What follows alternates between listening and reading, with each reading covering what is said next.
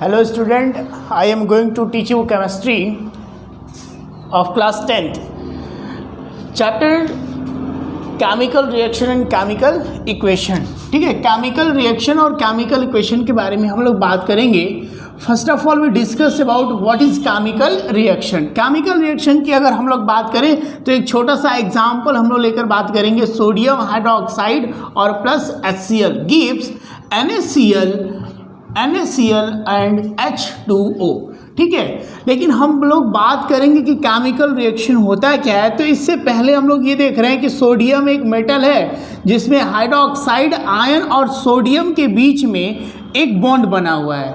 ठीक उसी तरह से हाइड्रोजन और क्लोरीन के बीच में भी एक बॉन्ड बना हुआ है. तो केमिकल रिएक्शन का मतलब ये होता है कि fusion of old bond and formation of new bond is known as chemical reaction.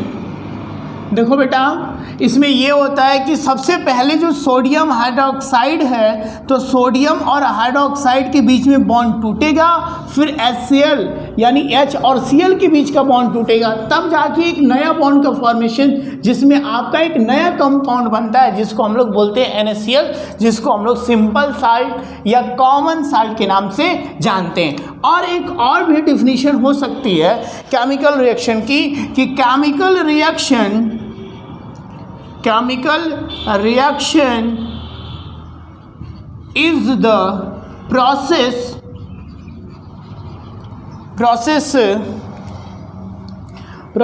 in which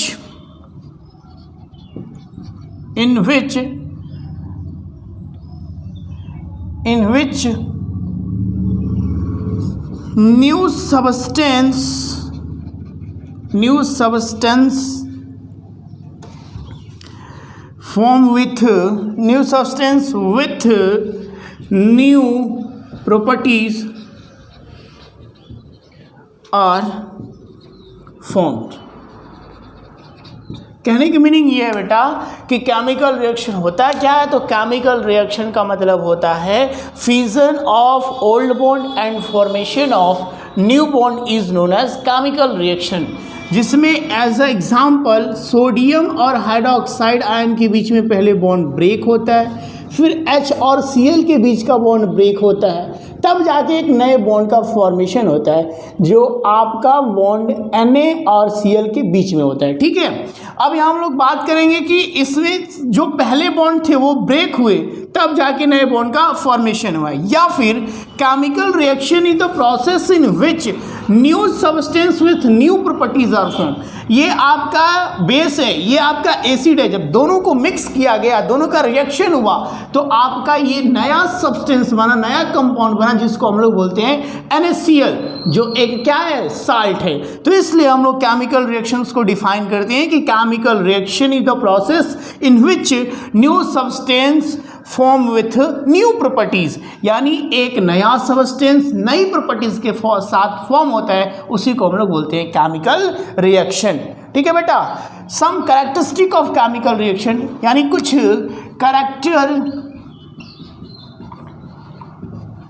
characteristic of chemical reaction. ठीक है, जिसमें पहला होता है, पहला पॉइंट है कैरेक्टरिस्टिक ऑफ केमिकल रिएक्शन में फर्स्ट वन जो आपका होता है change in state. Change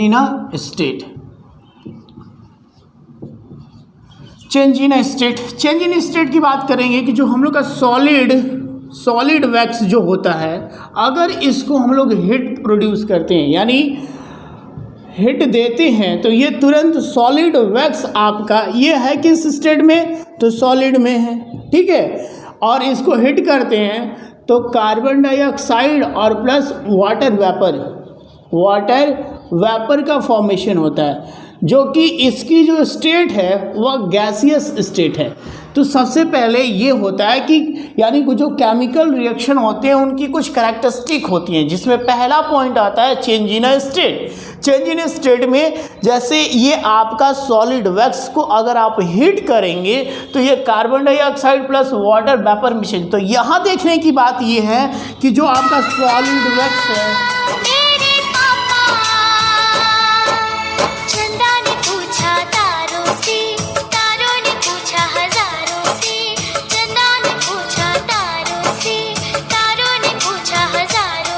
play करिए।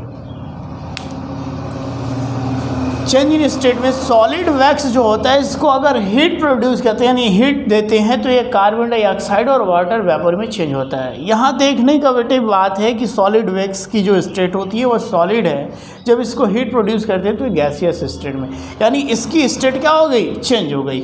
अगर इसको हम लोग आइस को ले लें, आइस को भी अगर हम लोग हीट करेंगे तो ये किस में बदलता है, तो आपका वाटर में और वाटर वेपर में। तो ये आपका जो है वह लिक्विड स्टेट में है, ये आपका सॉलिड स्टेट में है। तो इस तरीके से जो केमिकल रिएक्शन होते हैं उनकी स्टेट भी चेंज हो सकती है। ठीक है, कंफर्म, कोई दिक्कत? सेकेंड पॉइंट जो है बेटा वो है change in colour. Change in colour, ठीक, यानी कुछ ऐसे केमिकल रिएक्शन होते हैं जिनको केमिकल एक में मिलाने पर उनके कलर्स क्या होते हैं, चेंज हो जाते हैं। एग्जाम्पल जो PbNO3 का होल ट्वाइस, लेड नाइट्रेट बोलते हैं इसको पोटेशियम आयोडाइड के साथ अगर मिक्स किया जाता है तो ये बनता क्या है, तो देखिएगा PbI2 लेड आयोडाइड, क्या बनता है ये, लेड आयोडाइड। ये जो लेड आयोडाइड और प्लस क्या होता है बेटा, तो ये आपका KNO3 पोटेशियम नाइट्रेट। ठीक है, तो यहाँ जो इसका कलर होता है यह आपका LOPPT होता है, एलो प्रिसिपिटेट होता है। यानी अगर एक ट्यूब में लेड नाइट्रेट का सोल्यूशन लेंगे, दूसरे ट्यूब में आप पोटेशियम आयोडाइड का सोल्यूशन लेंगे, दोनों को एक में मिक्स करेंगे तो बनेगा आपका लेड आयोडाइड। इसी का कलर बेटा प्रिसिपिटेट के रूप में या ट्यूब के नीचे बॉटम सेक्शन में जाके प्रिसिपिटेट होता है, जिसको हम लोग बोलते हैं, इसका जो कलर होगा वह येलो हो जाएगा। इनको बात करेंगे तो ये कलरलेस होते हैं या वाइट कलर का होता है, ये भी कलरलेस होता है, लेकिन जब दोनों को एक साथ मिक्स किया जाता है तो ये येलो कलर जनरेट करते हैं। और इसको आपको हम लैब में प्रैक्टिकल भी कराएंगे कि कैसे ये कलर्स को जनरेट करते हैं। ठीक है, तो इस बात पर डिस्कस करिएगा कि कभी भी केमिकल रिएक्शंस के कलर भी चेंज होते हैं। एग्जाम्पल के रूप में अगर लेड नाइट्रेट को पोटेशियम आयोडाइड के साथ मिक्स करेंगे तो लेड आयोडाइड बनेगा, जिसका कलर क्या होता है, येलो होता है। यहाँ बात करेंगे तो ये दोनों कलरलेस लिक्विड है, जिसको हम लोग ऐड करते हैं या मिक्स करते हैं तो येलो प्रेसिपिटेट बनता है, यानी लेड आयोडाइड, जिसका कलर क्या होता है, येलो होता है। तो इस तरीके से इनके कलर्स भी चेंज होते रहते हैं। ठीक है बेटा, और इसी तरह से हम लोग बात करेंगे थर्ड वन जो होता है या formation of precipitate, formation of precipitate. ठीक है, प्रिसिपिटेट, और प्रिसिपिटेट का मतलब होता है उसके बॉटम सेक्शन में एज ए एग्जाम्पल, जैसे हम लोग एक सॉल्यूशन बना रहे हैं सैंड और मड का, तो जब एग्जाम्पल के रूप में अगर हम लोग सैंड को वाटर के साथ मिक्स करते हैं, कुछ देर के बाद रख देंगे, उसको छोड़ देंगे, सैक नहीं करेंगे, तो उस कंडीशन में जो आपका सैंड होगा या फिर मड होगा वह उस कंटेनर के बॉटम सेक्शन में जाके क्या होता है, बैठ जाता है, चिपक जाता है, तो वो जनरली प्रिसिपिटेट फॉर्म कर देता है। कहने का मीनिंग ये है कि इसका एग्जाम्पल भी ये भी हो सकता है कि अगर लेड नाइट्रेट को PbNO3 का होल ट्वाइस प्लस के आई को अगर हम लोग एक साथ में मिक्स करते हैं तो ये PbI2 ये प्रिसिपिटेट भी फॉर्म PPT भी फॉर्म कर रहा है, लेकिन इसका कलर कैसा है बेटा, येलो है। ये अलग बात है कि ये इसका कलर येलो है, लेकिन यहाँ प्रिसिपिटेट का भी फॉर्मेशन हो सकता है। तो कैरेक्टरिस्टिक ऑफ केमिकल रिएक्शन में हम लोग 3 को पढ़ लिए। पहला change in a state, change in a colour, यानी फॉर्मेशन ऑफ प्रिसिपिटेट। ठीक है, जो अगला पॉइंट है वो है इवोल्यूशन ऑफ गैसेस, वो है आपका evolution of gases.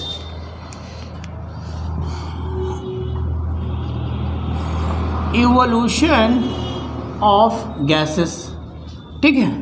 Fourth point जो है वो इवोल्यूशन ऑफ गैसेस। इसमें होता क्या है, जैसे आपकी गैस रिलीज, दैट मीन्स कि जिंक है, अगर डाइल्यूट H2SO4 के साथ रिएक्ट करती है तो बनता क्या है, ZnSO4, ठीक, और हाइड्रोजन गैस रिलीज होती है। ठीक है, या फिर जिंक डाइल्यूट HCl के साथ रिएक्ट करे तो आपका बनता है ZnCl2 और क्या बनेगा बेटा, H2। ठीक है, तो इस तरीके से आपकी गैस का भी इवोल्यूशन होता है। दैट मीन्स कि केमिकल रिएक्शन के दौरान गैस भी रिलीज होती है, तो इसी को बोला जाता है इवोल्यूशन ऑफ गैसेस। ठीक है बेटा, और लास्ट वन जो है चेंज इन टेम्परेचर, यानी चेंज इन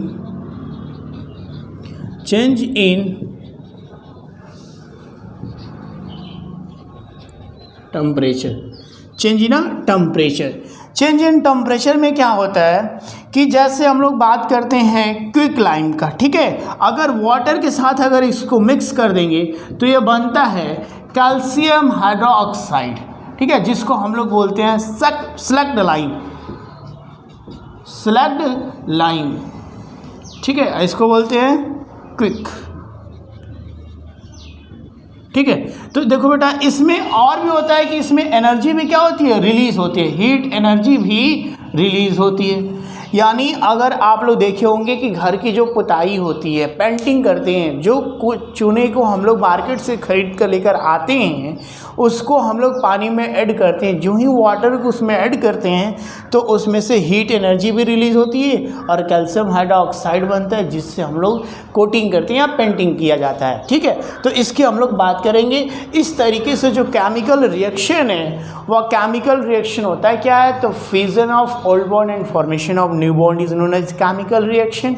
या ऐसा प्रोसेस होता है जिसमें कोई भी नया सब्सटेंस नई प्रॉपर्टीज़ के साथ फॉर्म होता है।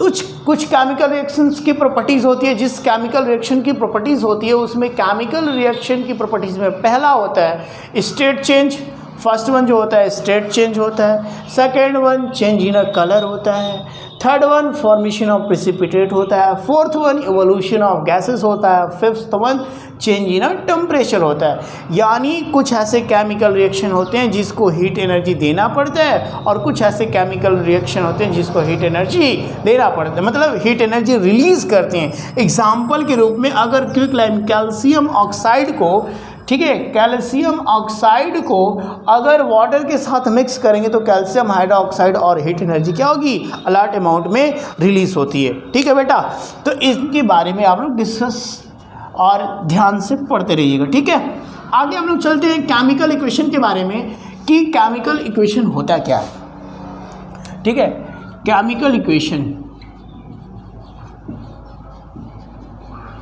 केमिकल इक्वेशन देखिए बेटा, अगर कोई भी इधर लिखा जा रहा है ए और बी, फॉर्मेशन हो रहा है सी और डी का, तो इनको बोलते हैं हम लोग रिएक्टेंट और इसको बोला जाता है प्रोडक्ट। तो केमिकल रिएक्शन में दो हिस्सा होता है, एक रिएक्टेंट होता है और एक प्रोडक्ट होता है। ठीक है, और इस एक एरो को डिनोट करते हैं जिसको हम लोग बोलते हैं गिव्स, यानी A react with B gives C plus D. यानी ए और बी को हम लोग रिएक्टेंट बोलते हैं, सी और डी को हम लोग क्या बोलते हैं, प्रोडक्ट बोलते हैं। और केमिकल रिएक्शन होता है ये बेटा कि यह एक रिप्रेजेंटेशन होता है, रिप्रेजेंटेशन होता है किस यानी a chemical reaction is a statement, chemical reaction is chemical reaction is a statement. Chemical reaction is a statement used in chemistry to represent a chemical reaction. Chemical equation बेटा chemical reaction होता है जो statement को chemistry के अंदर represent करने का जो तरीका है वही है केमिकल इक्वेशन। एग्जाम्पल के रूप में अगर आपका NaOH sodium hydroxide react with HCl gives क्या देता है बेटा NaCl और वाटर, तो ये केमिकल रिएक्शन को रिप्रेजेंट करने का एक तरीका है, इसलिए इसको हम लोग बोलते हैं केमिकल इक्वेशन है। ठीक है, और एग्जाम्पल ढेर सारे एग्जाम्पल हैं, जैसे Zn अभी हम लोग पढ़े हैं, Zn सल्फ्यूरिक एसिड के साथ रिएक्ट करता है तो ZnSO4 बनता है और हाइड्रोजन गैस रिलीज करती है। ये एक तरीका है जिससे हम लोग किसी भी केमिकल इक्वेशन को यानी केमिकल रिएक्शन को रिप्रेजेंट करते हैं केमिस्ट्री के अंदर, उसी को हम लोग बोलते हैं केमिकल इक्वेशन। तो ये सारे केमिकल रिएक्शन को रिप्रेजेंट करने का जो तरीका ही है वह केमिकल इक्वेशन होता है।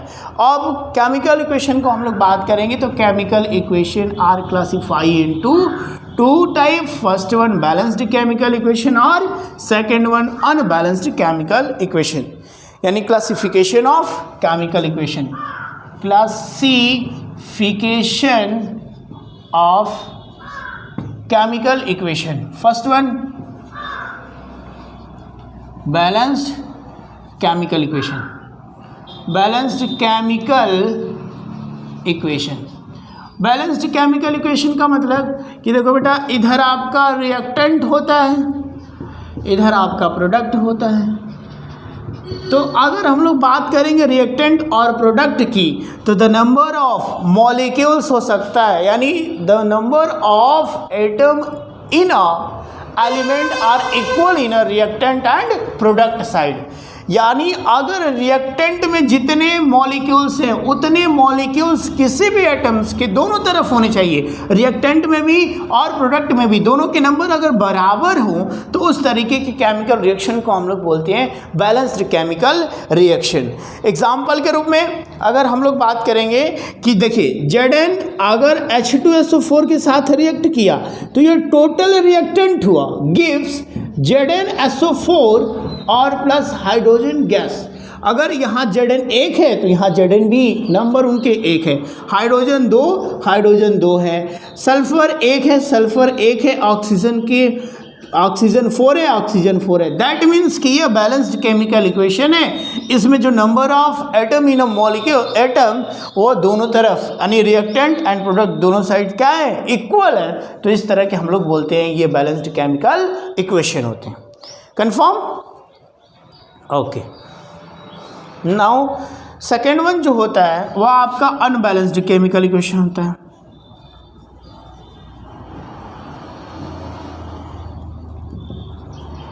अनबैलेंस्ड केमिकल इक्वेशन यानी the number of atom in a reactant और product sides are not equal. यानी हम लोग बात करेंगे कि जो रिएक्टेंट होते हैं और प्रोडक्ट होते हैं दोनों तरफ अगर कंपैरिजन किया जाए तो उनके मॉलिक्यूल्स के नंबर हो सकते हैं, एटम हो सकता है या फिर आयंस हो सकते हैं, वह सेम नहीं होने चाहिए। तो उस तरीके के इक्वेशन को हम लोग बैलेंस्ड अनबैलेंस्ड केमिकल रिएक्शन कहते हैं। ठीक है, कंफर्म बेटा? तो इस तरीके से हम लोगों ने क्या किया, आज डिस्कस किए।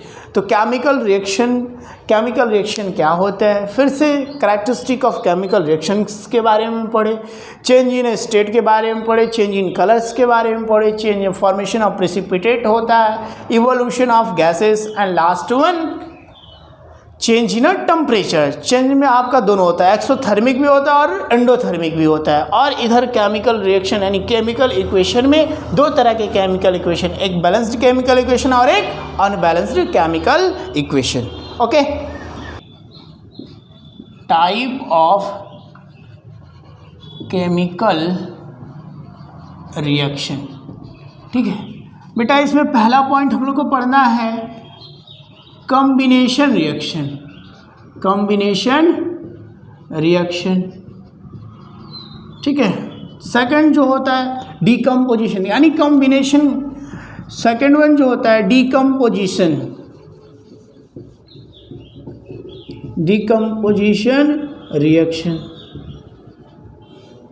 थर्ड वन जो होता है बेटा वह डिस्प्लेसमेंट है, डिस्प्लेसमेंट रिएक्शन। फोर्थ वन जो होता है डबल डिस्प्लेसमेंट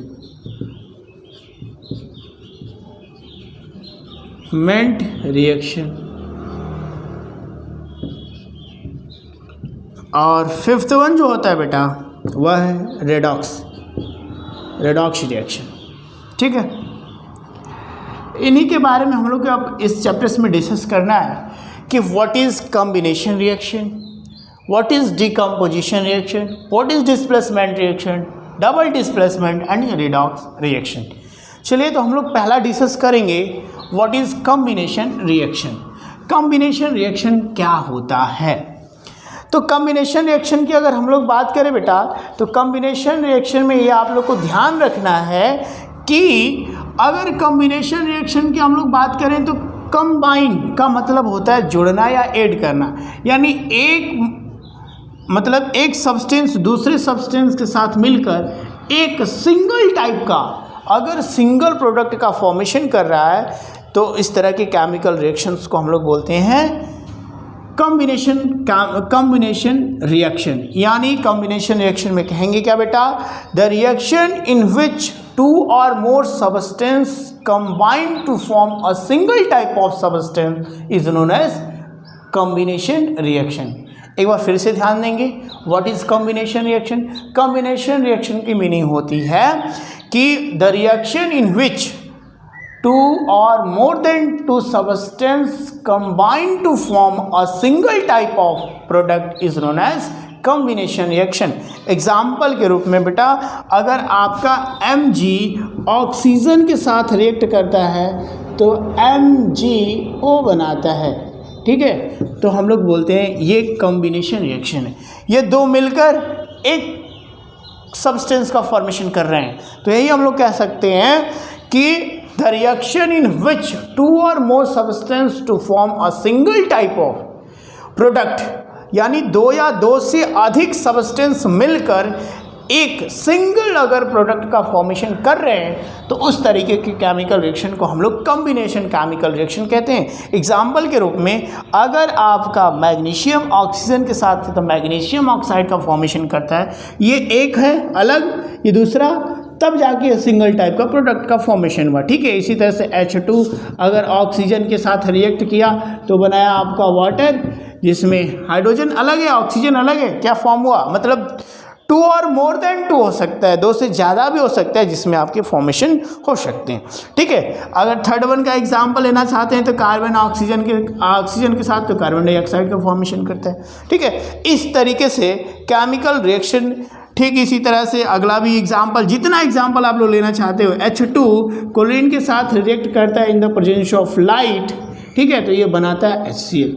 तो इस तरीके से जहाँ भी आप लोग देख रहे हो सब सिंगल ही प्रोडक्ट का फॉर्मेशन हो रहा है, तो इस तरीके के केमिकल रिएक्शन को हम लोग बोलते हैं कॉम्बिनेशन रिएक्शन।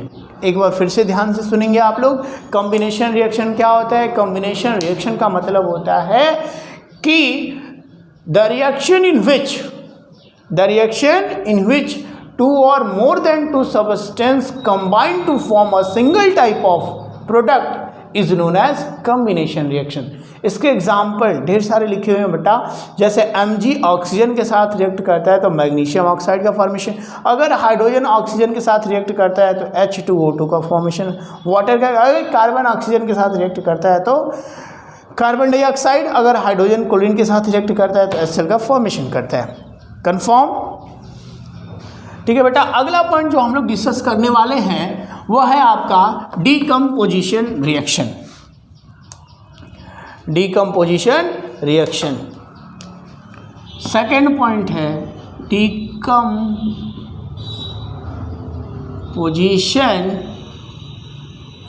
रिएक्शन। देखो बेटा, डीकम्पोजिशन रिएक्शन, डीकम्पोजिशन रिएक्शन क्या होता है? जस्ट अपोजिट, आपका A जो होता है B और प्लस C, यह जो डीकम्पोजिशन है वह कॉम्बिनेशन का अपोजिट रिएक्शन है, यानी कॉम्बिनेशन में दो सब्सटेंस मिलकर एक का फॉर्मेशन करते हैं। यहाँ एक सब्सटेंस स्प्लिट होगा टू और मोर देन टू सब्सटेंस, मतलब एक ही सब्सटेंस दो या दो से अधिक सब्सटेंस में टूटेगा, यानी the reaction in which one substance split into two और more than two substances is known as decomposition reaction. ठीक है बेटा, अगर हम लोग बात करेंगे डीकम्पोजिशन रिएक्शन की, तो डीकम्पोजिशन रिएक्शन में एक ही सब्सटेंस आपका अलग अलग, यानी देखिए अगर आपका AgBr है, ठीक है, तो ये Ag और Br2, ठीक है, तो एक सब्सटेंस है लेकिन दो अलग अलग सिंपल सब्सटेंस में अगर टूटता है तो इस तरह के केमिकल रिएक्शन को हम लोग कहते हैं डीकम्पोजिशन रिएक्शन। ठीक है, यानी कैल्शियम कार्बोनेट अगर इसको आप लोग हीट देते हैं, ठीक है, अगर हीट प्रोड्यूस करेंगे तो ये कैल्शियम ऑक्साइड और कार्बन डाइऑक्साइड में टूट जाता है। तो दैट मीन्स कहने का मीनिंग ये है बेटा कि जब भी हम लोग डीकम्पोजिशन रिएक्शन की बात करेंगे तो यह प्रोसेस ध्यान रखेंगे कि यह कॉम्बिनेशन का अपोजिट प्रोसेस है। कॉम्बिनेशन में एक सब्सटेंस मिलता है, यानी दो या दो से अधिक सब्सटेंस मिलते हैं तो एक सिंगल टाइप के प्रोडक्ट का फॉर्मेशन करते हैं। लेकिन डीकम्पोजिशन में जस्ट अपोजिट है कि एक सब्सटेंस दो या दो से अधिक न्यू सब्सटेंस में टूटते हैं, यानी इन दिस रिएक्शन या the reaction in which one substance can split into two और more than two substance is known as decomposition reaction. Example के रूप में अगर सिल्वर ब्रोमाइड है तो सिल्वर अलग और ब्रोमीन अलग हो जाएगा। Calcium carbonate calcium oxide plus carbon dioxide में स्प्लिट होता है, यानी एक सिंपल है लेकिन टूट किस में रहा है, दो या दो से अधिक में भी टूट सकता है। तो इस तरीके के केमिकल रिएक्शन को हम लोग डीकम्पोजिशन रिएक्शन के नाम से जानते हैं। ठीक है, इतना कंफर्म करिए आप लोग।